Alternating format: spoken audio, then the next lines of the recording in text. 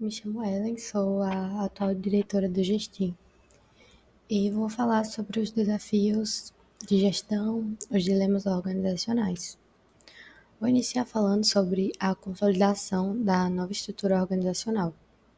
Durante a segunda rodada de desafios, foi necessário mudar a estrutura organizacional para lidar com problemas como a falta de comunicação entre os setores e a falta de organização de prazos e tarefas. Assim que eu fui nomeada diretora, busquei por métodos de administração para solucionar esses problemas.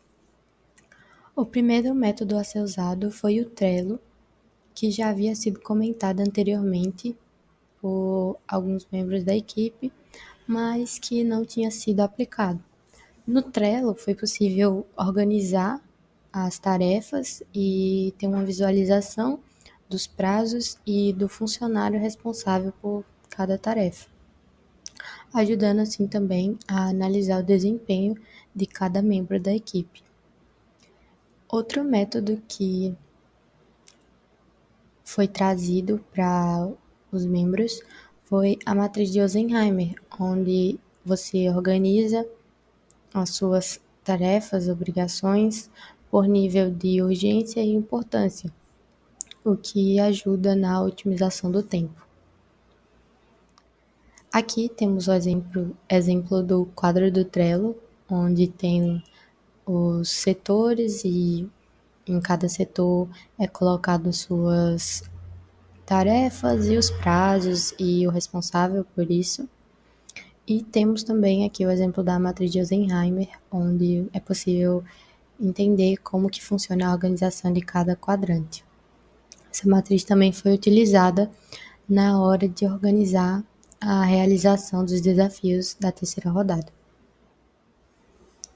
Agora, na terceira rodada, os desafios foram divididos em duas categorias: os desafios que necessitavam de implementação e os desafios que eram apenas planos de ação. Como os desafios de implementação passaram por 3 setores, eles demoraram mais para ser realizados. Por isso que foram tidos como prioridade. E por diante foi colocado os desafios 12 e 15, onde seriam planos de ação e que envolveram o setor de pesquisa e documentação. E é claro que em todos os desafios foram feitas reuniões juntamente com a diretoria para que houvesse uma clareza em relação às ideias e o que seria executado.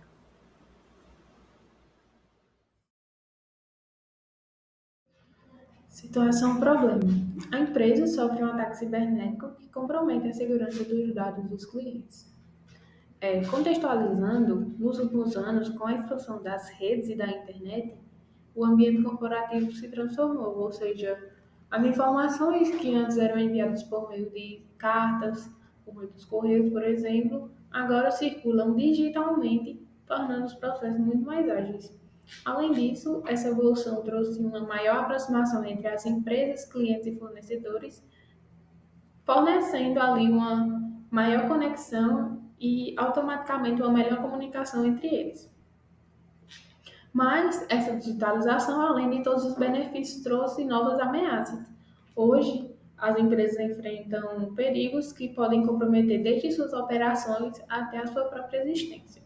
Ataques cibernéticos como o ransomware, onde os hackers sequestram os dados em troca do resgate, é um dos exemplos. Além disso, tem também os vírus, os ataques de DOS, a engenharia social, o roubo de senhas, entre outros, milhares. E vale lembrar que qualquer colaborador que use um dispositivo conectado é um alvo em potencial, ou seja, qualquer funcionário que esteja ali na empresa com um aparelho conectado, como por exemplo um celular, um computador, um notebook, todos estão sujeitos a um ataque cibernético. O crescimento desses ataques tornou o ambiente corporativo mais hostil, ou seja, mais rígido com relação a segurança, né, de fato. E isso levou as empresas a investirem mais na segurança digital para se protegerem, construindo barreiras e estratégias contra esses riscos.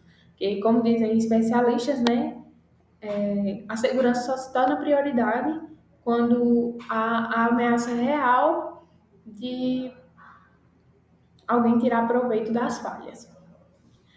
No campo da cibersegurança, existem três pilares fundamentais, que é a confidencialidade, a integridade e a disponibilidade. Esses são elementos essenciais que as empresas precisam proteger para que ela se mantenha segura e funcional, ou seja, além de estar ali segura, ela vai manter o mesmo padrão de produto, o mesmo padrão de funcionamento. Com isso, uma política de segurança da informação se torna essencial para que a empresa mitigue riscos sem comprometer seu desempenho. Como eu falei, ela vai diminuir os riscos de ataque cibernético, mas vai continuar com o mesmo desempenho, como, por exemplo, questão de eficiência, tempo, enfim. E mais importante ainda, a segurança não depende apenas de grandes investimentos. Pequenas mudanças na cultura organizacional fazem uma diferença enorme, como, por exemplo, a atenção dos colaboradores ao clicarem em links, e-mails duvidosos, pode prevenir incidentes que comprometam toda a organização. Então, a segurança precisa ser uma responsabilidade de todos, não só do gerente, não só do dono, mas de todos os componentes da empresa, porque pequenas atitudes e uma política bem estruturada fazem toda a diferença para proteger os dados e garantir a continuidade das operações. Foi implementada uma camada de software que vem antes da execução da aplicação principal, essencialmente funcionando como um ambiente seguro e isolado, como um sandbox, com diferentes módulos de segurança: firewall, sistema de detecção de intrusão, ou IDS, e um serviço de criptografia. Essa camada de software foi nomeada CyberGuard e escrita em Java. De acordo com Singer e Alan Friedman, os três pilares da cibersegurança são disponibilidade, integridade e confidencialidade. O firewall garante a disponibilidade, bloqueando acessos não autorizados e prevenindo ataques que possam comprometer o funcionamento do sistema. O IDS protege a integridade ao monitorar a rede e sistemas em busca de atividades suspeitas, detectando e alertando sobre tentativas de violações e modificações indevidas. O serviço de criptografia assegura a confidencialidade dos dados, tornando-os ilegíveis para invasores sem a chave correta, protegendo informações sensíveis contra acessos não autorizados. Dessa forma, o firewall da CyberGuard é responsável por monitorar os endereços IP e decidir se o tráfego vindo de determinados IPs é permitido ou bloqueado. Ele serve como uma barreira entre redes confiáveis e não confiáveis. Assim, é possível se proteger contra ataques não solicitados de fora da rede, como tentativas de acesso remoto não autorizado, e prevenir que usuários internos acessem sites ou serviços não permitidos. O IDS da CyberGuard é usado para monitorar a rede e os sistemas em busca de atividades suspeitas ou violações de políticas de segurança. Ele pode gerar alertas quando detecta algo fora do comum, como tentativas de login repetidas ou tráfego que pode indicar um ataque. Um IDS pode detectar padrões de tráfego incomuns, como um grande número de solicitações vindas de vários lugares ao mesmo tempo, o que pode indicar um DDoS. O serviço de criptografia da CyberGuard realiza a proteção de dados armazenados e manipulados no sistema, garantindo que quando o arquivo é salvo, ele esteja criptografado. Dessa forma, mesmo que os dados sejam interceptados, eles não podem ser entendidos sem a chave correta. Com isso, muitas empresas, com essa implementação, não apenas protegem seus dados e sistemas, mas também asseguram a confiança de seus clientes em um ambiente digital cada vez mais desafiador e ameaçador. Agora, será demonstrado a implementação em Java. Como dito anteriormente, a CyberGuard foi implementada em Java e é baseada em três módulos principais: o módulo de firewall, o módulo de detecção de intrusão, que é o IDS, e também o módulo do serviço de criptografia. Então aqui temos a classe CyberGuard, Aqui temos o método main. O método main começa aqui configurando uma espécie de segurança para que, caso o sistema precise ser finalizado, ele é finalizado corretamente, criptografando os dados que precisam ser criptografados e saindo de uma forma mais segura do sistema. Aqui também tem a entrada do sandbox, que, como foi dito anteriormente, funciona como um ambiente seguro, uma espécie de container. E aqui tem a inicialização dos módulos. Antes dessa camada de segurança, já tínhamos o Flask, a aplicação Flask, que é um framework em Python para executar aplicações web, e ele roda dentro da CyberGuard. Aqui temos a classe Flask Runner, que é responsável por rodar a aplicação em Flask, e também chama o método que está no objeto CyberGuard, na classe CyberGuard, quer dizer, que é o routine, que vai realmente fazer a parte da simulação que será demonstrada depois desse bloco aqui. Aqui temos o módulo Firewall, que vai ser responsável pelo controle dos IPs, para verificar qual IP é permitido ou bloqueado. Já o IDS, ele monitora a rede em busca de atividades suspeitas, como por exemplo a questão dos logins, se o usuário está tendo algum padrão em comum, o IDS consegue detectar esse tipo de coisa. Já o serviço de criptografia está responsável pela criptografia dos dados e a descriptografia de forma segura. Agora eu irei executar aqui para uma demonstração como esse sistema funcionaria. Primeiro ele inicia um ambiente virtual, que isso aí é relacionado ao próprio Python. Inicia mostrando esse banner, entra no sandbox, ativa os módulos e aqui avisa que a aplicação iniciou nesse link, acessa os dados de forma segura, permite para um certo IP o acesso e bloqueia para outro certo IP. Aqui tem uma certa falha, mas é um bloqueio porque esse usuário OP está tendo um suposto acesso indevido. Então ele detectou aqui uma tentativa de intrusão e aqui o login foi bem sucedido para esse outro usuário. No desafio 13, está relacionado à inovação de produtos e a Gestin ela precisa adicionar novas funcionalidades no RP. Com isso, a gente decidiu focar em melhorar o gerenciamento relacionado à inadimplência dos clientes, porque Baile 2019 ele destaca que os atrasos no pagamento eles afetam toda a cadeia de valor e vão obrigar as empresas a reduzir os seus investimentos, a buscar financiamentos e até mesmo chegar à falência. Então, a inadimplência vai trazer muitas limitações, principalmente às pequenas e médias empresas que sofrem mais, porque elas não têm um caixa robusto. E para diminuir esses riscos, a nossa empresa decidiu implementar um módulo de gestão de relacionamento com o cliente, também conhecido como CRM, no RP. E esse CRM ele vai propor uma solução para controlar e evitar a inadimplência. Então, as empresas elas vão ter mais informações sobre os clientes que estão com risco de inadimplência. Então, com isso, ela consegue fazer um bloqueio temporário e tomar algumas medidas para evitar a inadimplência. Bem, sobre o desafio 13, que seria uma implementação de um novo produto ou de uma nova tecnologia dentro da nossa solução, que agregue valor para ela e aí, por consequência, agregue valor para o nosso cliente, a gente tem a solução que seria uma análise que restringe as novas compras feitas a prazo por causa de um cliente que tenha pagamentos pendentes, no mínimo 5 pagamentos pendentes dentro do nosso ERP. Então, conceitualmente, o que ele iria fazer?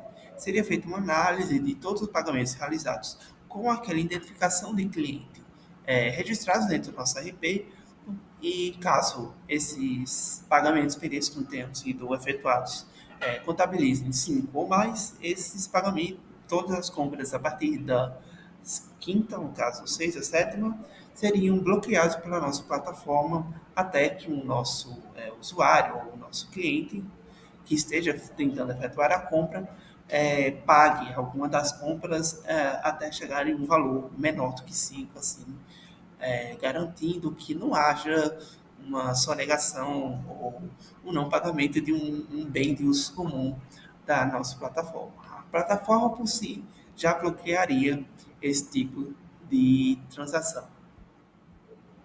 Com isso, essa solução acaba restringindo as compras realizadas por esse cliente a prazo e acumulando de acordo com os valores dados, no caso, sim. Essa solução acaba desenvolvendo certas comodidades para o nosso cliente, como, por exemplo, o controle do fluxo de dinheiro que entra na empresa. Logo, ela possibilita essa identificação precoce de comportamentos de risco entre clientes e uma identificação de um perfil de cliente. No caso, pela identificação do ID do cliente, a gente pode analisar, ok, um cliente, eles têm mais nível de crédito, ele paga todas as suas compras no dia, compra tudo certo, não tem nenhum problema de sonegação ou de não pagamento de boletos a prazo, então, ok, a gente pode comprar. Esse seu cliente ele já tem algumas pendências, ele não paga muito bem no dia, ou ele atrasa muitas as questões financeiras dele relacionadas à empresa, então a gente pode não pagar, não aceitar mais as compras dele, por causa que ele seria um potencial problema, um potencial vazão de lucro para a empresa. Então, mitigando esses problemas, a gente consegue diminuir o nível de inadimplência que ocorre durante compras durante a nossa solução.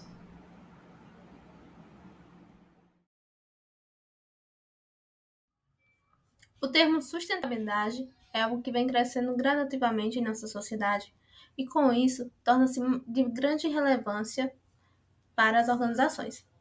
Com isso, a empresa decide adotar práticas mais sustentáveis e socialmente responsáveis. Um desses fatores é a otimização do uso de energia, como um fator essencial na busca por soluções que minimizem o consumo energético e, assim, os impactos ambientais. Outro fator que pode ser adotado é a modernização de equipamentos e o uso de sistemas de gestão de energia. Tudo isso sendo utilizado para diminuir os impactos nos recursos naturais. Bom, além disso, torna-se evidente que a inovação sustentável ela deve ser compreendida como uma postura estratégica e sistemática das empresas. Por que isso? As empresas atualmente elas estão buscando sempre os três pilares da sustentabilidade, que vai se englobar econômica, social e ambiental. A econômica ela vai focar mais nos bens e serviços da empresa. A social, mais as necessidades humanas, enquanto as ambientais vai focar nos recursos naturais. Além disso, promover uma cultura sustentável entre os funcionários de uma empresa ou até mesmo entre os membros familiares é essencial. Se não houver essa cultura, a empresa ela não vai adotar práticas sustentáveis. Então, para isso, precisa também de treinamento sobre boas práticas, principalmente no uso de energia, como, por exemplo, desligar equipamentos quando não estão em uso e também utilizar iluminação natural e optar por modos econômicos em aparelhos. Bom, quando a empresa ela dedica atenção às ODS, que são os Objetivos do Desenvolvimento Sustentável, ligado à energia, à água e à redução de materiais, ela colabora para o uso eficiente desses recursos, ou seja, sem desperdiçá-los, bem como a utilização de materiais reciclados. No nosso ERP, foi criado um modo de hibernação.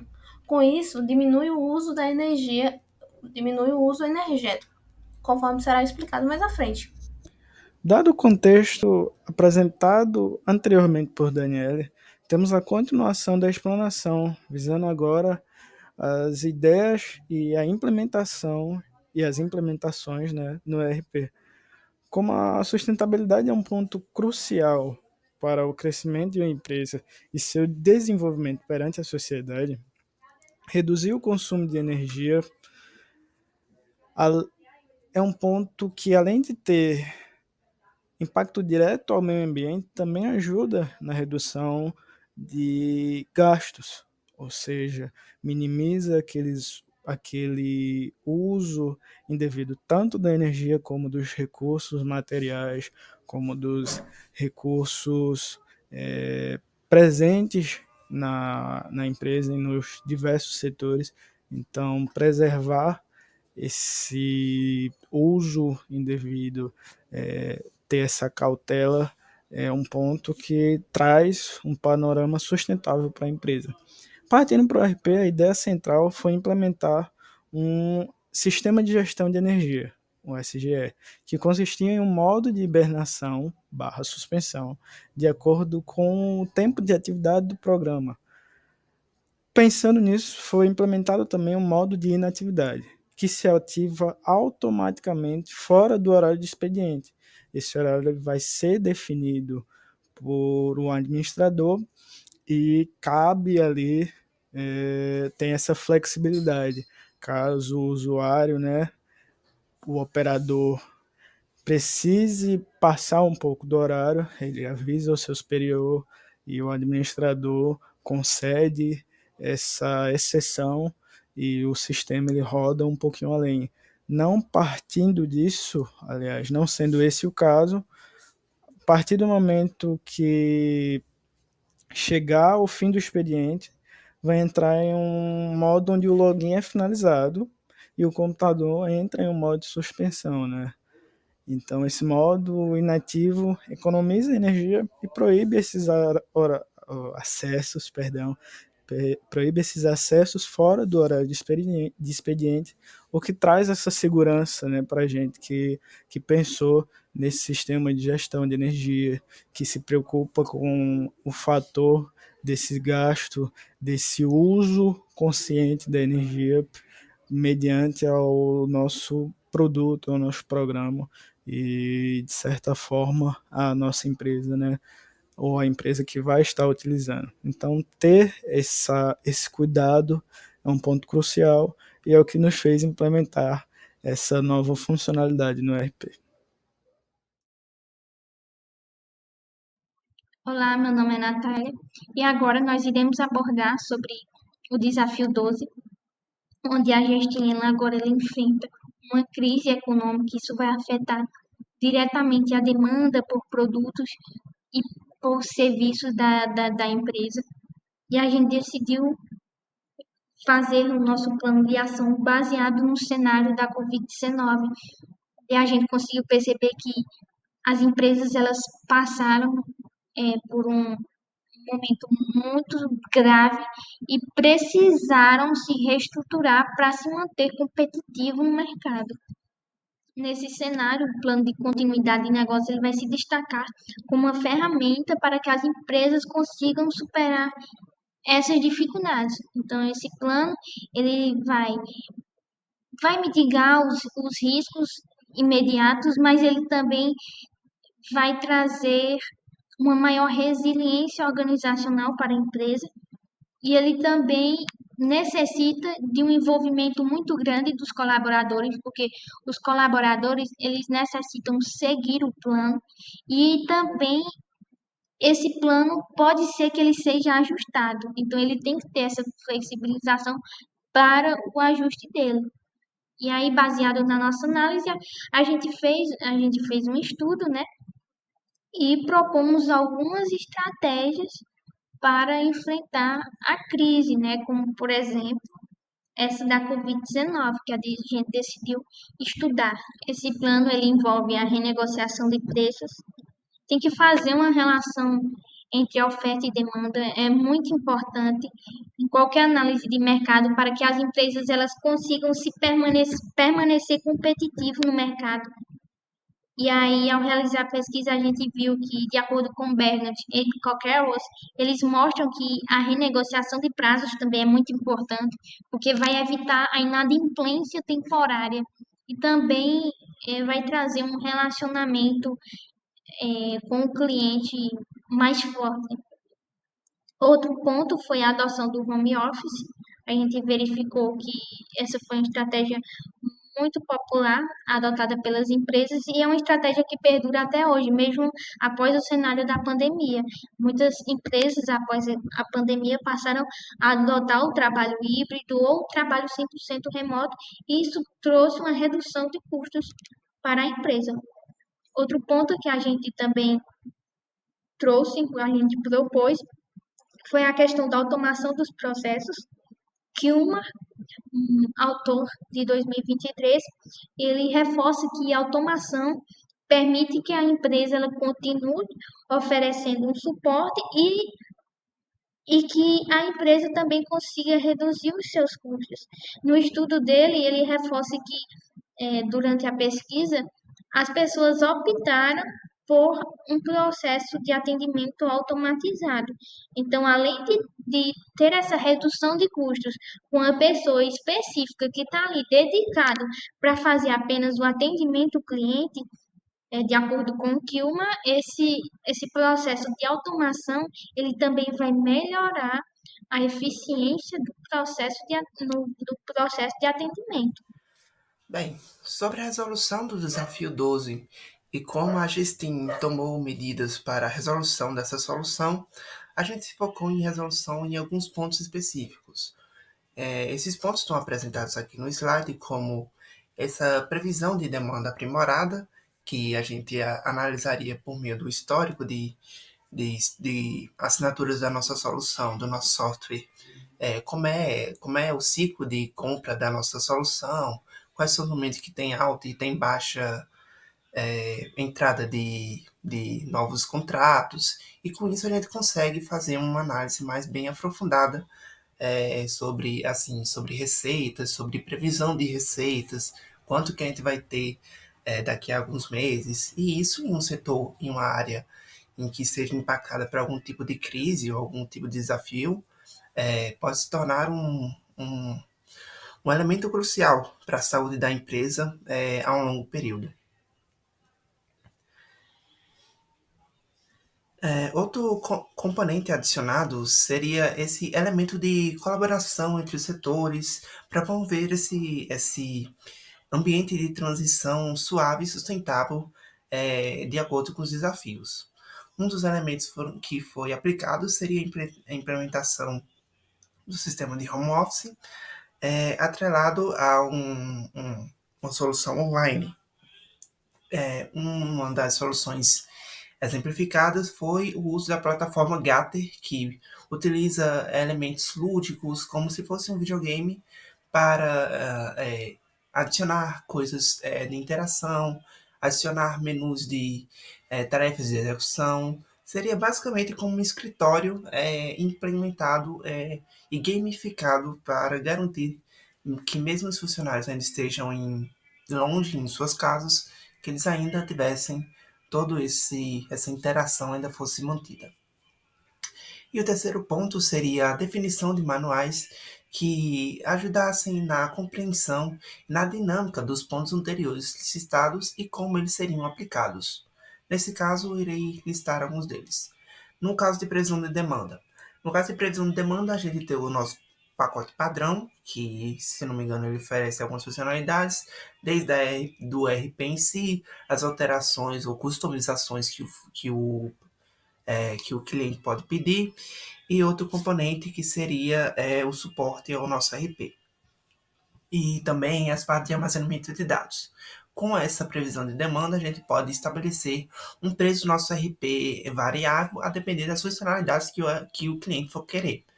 Considerando, por exemplo, um caso, um cliente que é uma empresa que não é uma multinacional, é uma empresa pequena e que ela só necessita do nosso RP para as funções básicas. Logo, a gente criaria um RP específico, caparia o nosso RP para que ele só atendesse as funcionalidades mínimas necessárias que esse cliente estivesse requerindo. Sobre o segundo ponto, que é para a colaboração entre os setores, a gente estabeleceria métricas e análises semanais dos nossos funcionários, utilizando a plataforma do Getter, para conseguir medir, por exemplo, o período de atividade do funcionário dentro da plataforma e as atividades que ele estiver fazendo durante esse período, se elas estão sendo realizadas de forma correta ou não. E também elementos como o porte do funcionário, mesmo considerando que ele esteja em sua casa, ainda assim ainda é um trabalho, então manter uma estatura padrão assim acaba sendo aconselhado mesmo numa situação adversa. Essa situação pode, esses pontos podem se alterar dependendo do tipo de desafio que a gente está tendo que lidar, basicamente. Um exemplo seria a crise econômica de 2009 ou a Covid-19 anteriormente, que a gente teria que tomar precauções específicas para cada um desses pontos, mas esses pontos a gente achou que seria o possível para a gente conseguir superar essa crise da forma mais branda possível. Situação. A equipe de desenvolvimento do RP precisa ser treinada em novas tecnologias para atender às demandas do mercado. Nos dias de hoje, o treinamento é um elemento essencial para o desenvolvimento organizacional. Em um mercado competitivo como está atualmente, o ser humano é um dos recursos mais valiosos das empresas. Mesmo com os avanços tecnológicos constantes, as pessoas continuam sendo o diferencial que impulsiona o sucesso. Como destaca Volpe, o treinamento é um processo educacional de curto e médio prazo que busca capacitar os colaboradores com novos conhecimentos, atitudes e habilidades. Isso aumenta a produtividade e reforça o comportamento positivo dentro da empresa. Volpe também diferencia o treinamento do desenvolvimento. O desenvolvimento é um processo dinâmico e contínuo, que envolve a evolução e crescimento dos colaboradores em alinhamento com a inovação tecnológica da organização. Então, a importância do desenvolvimento, o treinamento e o desenvolvimento têm um propósito claro, que é preparar os indivíduos para desempenharem suas funções com eficácia e qualidade, e esse investimento em capacitação impacta não só a produtividade, mas também a criatividade e a competitividade no mercado. Certo, pessoal, eu vou falar aqui sobre a parte de treinamento. O treinamento ele é fundamental para qualquer empresa. Se ela quiser, né, se manter competitiva, se ela quiser aumentar sua qualidade, se ela quiser aumentar a, a satisfação desse seu cliente, e por fim também se ela quiser aumentar o seu lucro, né? Porque é, quanto quanto quanto mais capacitados os seus funcionários estiverem, cada vez mais eles vão se sentir preparados para qualquer ocasião, para qualquer tarefa que lhe forem dadas, né? E também é, e, é, o treinamento melhora meio que nessas três vértices desse triângulo, né? Se eu puder fazer, se a gente puder falar assim, tanto da empresa para o cliente, tanto do operador para o cliente e também do próprio operador para a empresa, porque quanto mais esse funcionário, operador se capacita, capac, é capacitado pela a empresa, ele, ele, ele, ele se sente mais, é, ele se sente mais por dentro dessa empresa, né?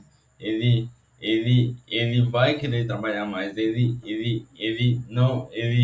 não vai querer ficar só nessa mesma rotina, né?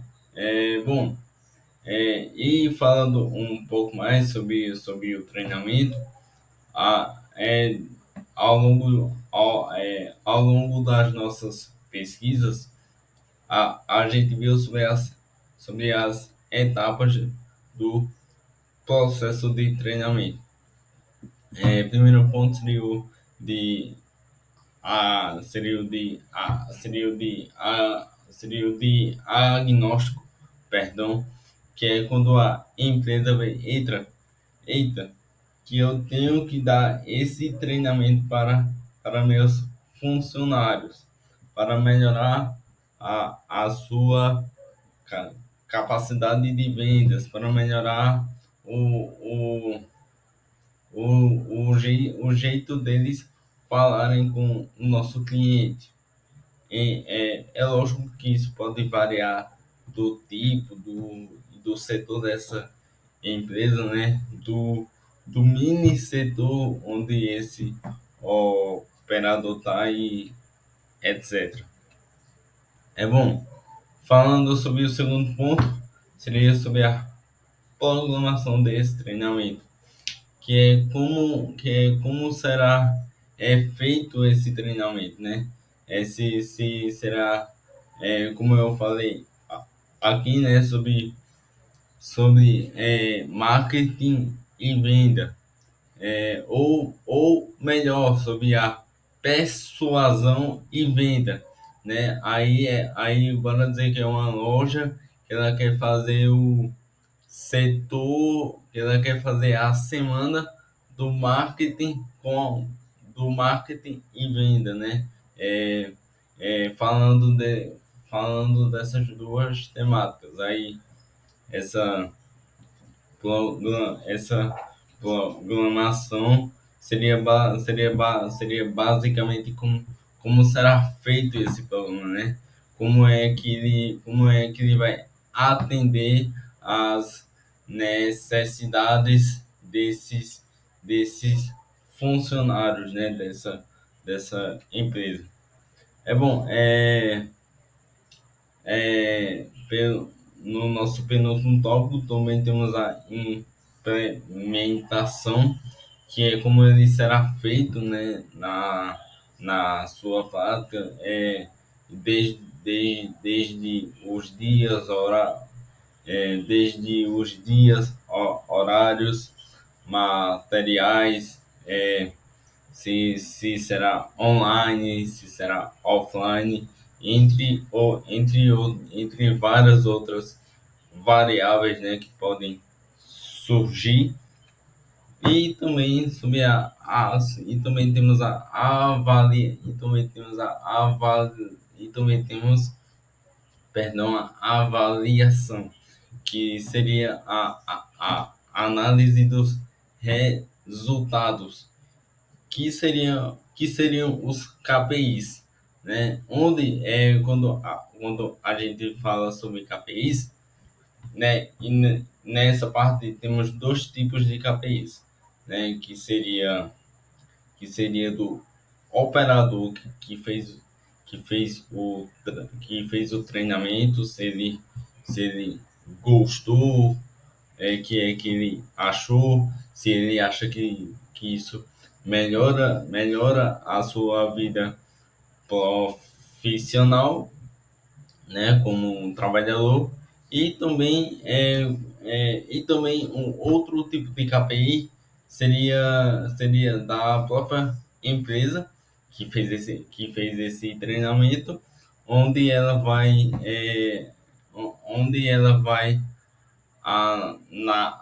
analisar como é que esse treinamento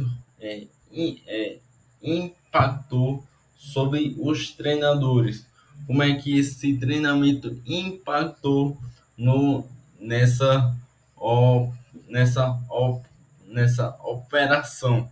Seriam esses dois tipos de KPIs. E também, pós tudo isso, é, é, a meta é que esse treinamento, como eu já falei no começo, que ele melhore a qualidade, que ele melhore a satisfação do cliente e também, por fim, os lucros. Obrigado. Olá, meu nome é Francisco Fabiano e vou falar sobre o desafio 15.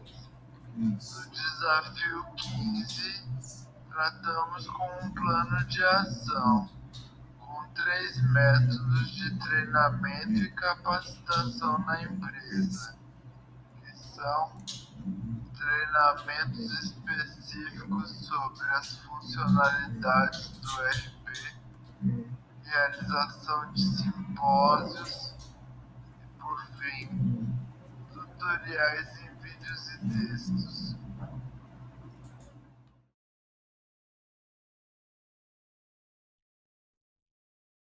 Agora eu vou listar algumas das alterações que foram realizadas no RP e o seu impacto no uso do dia a dia. Uma das alterações que foram implementadas é a alteração de implementação do sistema de verificação de compras pendentes ou compra feita no fiado. Então, essa alteração está implementada no nível de operador de caixa do nosso RP. Então, eu fiz aqui o login no operador de caixa.